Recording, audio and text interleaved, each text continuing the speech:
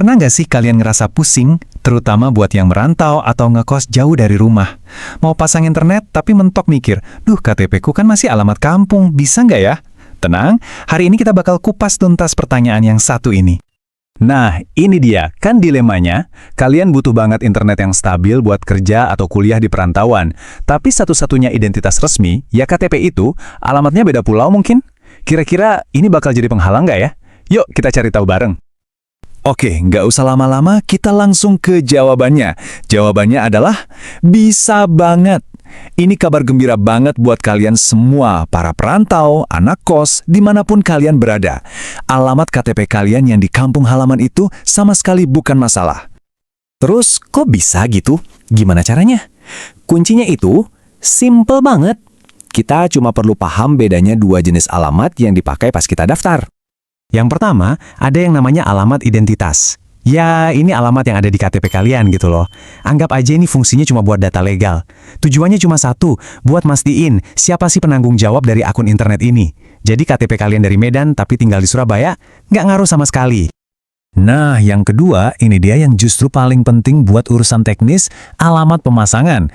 Ini tuh alamat fisik di mana abang teknisi bakal datang buat masang alat-alatnya. Jadi, yang penting dari alamat ini cuma satu, lokasinya harus akurat, dan yang pasti ada sinyalnya. Jadi, biar gampang bedainnya ya, alamat identitas itu soal siapa yang tanggung jawab secara hukum. Sementara alamat pemasangan itu soal di mana teknisi harus datang kerja. Udah, sesimpel itu. Beda banget kan fungsinya? Oke, biar makin kebayang, kita pakai studi kasus deh. Kita kenalan sama Budi, yang ceritanya mungkin relate banget sama banyak dari kalian di luar sana. Jadi ceritanya gini, si Budi ini aslinya dari Wonogiri. Jelas KTP-nya alamat Wonogiri. Tapi sekarang, dia kerja dan ngekos di Cikarang. Dan ya, namanya juga anak rantau, butuh banget internet kenceng di kosannya. Terus gimana sih Budi daftarnya? Gampang banget. Pas daftar online, dia tinggal upload aja foto KTP Wonogirinya buat data identitas. Terus, pas ditanya lokasi pemasangan, nah dia masukin alamat kosannya yang di Cikarang. Hasilnya, beres. Pendaftarannya diterima, teknisi langsung dijadwalin buat meluncur ke Cikarang. Simple banget. Oke, jadi kita udah sepakat ya. Alamat KTP itu bukan masalah. Nah, terus apa dong yang paling penting yang jadi penentu mutlak instalasinya bisa lanjut atau enggak? Ternyata, ini bukan soal alamat yang kalian ketik loh, bukan soal nama jalan, nomor rumah, atau RT RW. Ada satu hal yang jauh lebih krusial buat tim teknis. Dan jawabannya adalah titik koordinat GPS. Betul, pin location kalian di peta. Inilah segalanya. Ini kunci utama yang dipegang teknisi buat mastiin pemasangan bisa berhasil. Kenapa sih sepenting itu? Karena kebanyakan layanan internet kayak gini itu basisnya nirkabel. Artinya, teknisi itu pakai koordinat akurat kalian buat ngecek secara virtual.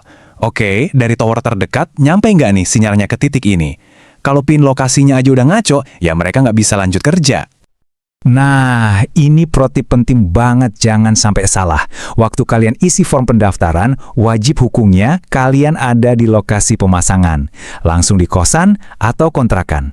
Terus, pakai fitur deteksi lokasi saya di HP biar akurat. Jangan daftar pas lagi di kantor, atau lagi ngopi, apalagi pas lagi mudik. Wah, bisa salah total nanti koordinatnya. Oke, urusan teknis pemasangan udah clear ya. Sekarang kita masuk ke bagian yang serius nih. Dan sama pentingnya, tanggung jawab kalian sebagai pemilik akun.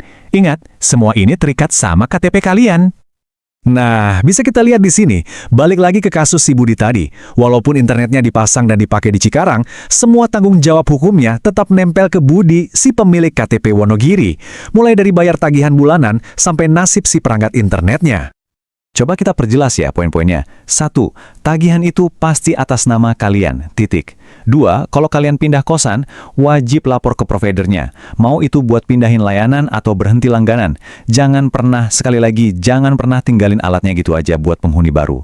Kenapa? Karena kalau alat itu hilang atau rusak, yang dikejar-kejar sama provider nanti itu kalian yang namanya ada di KTP. Bukan ibu kos, bukan anak baru. Jadi, gimana kesimpulannya? Udah jelas banget ya pesannya, dan ini benar-benar bikin lega sih buat banyak orang. Saya rasa kutipan ini ngerangkum semuanya dengan sempurna. Jadi buat kalian semua para pejuang rupiah di perantauan, nggak usah mikir 2 kali lagi. KTP itu nggak ngaruh. Yang penting cek dulu lokasi kalian ada sinyalnya atau nggak. Kalau ada, langsung aja gas pasang.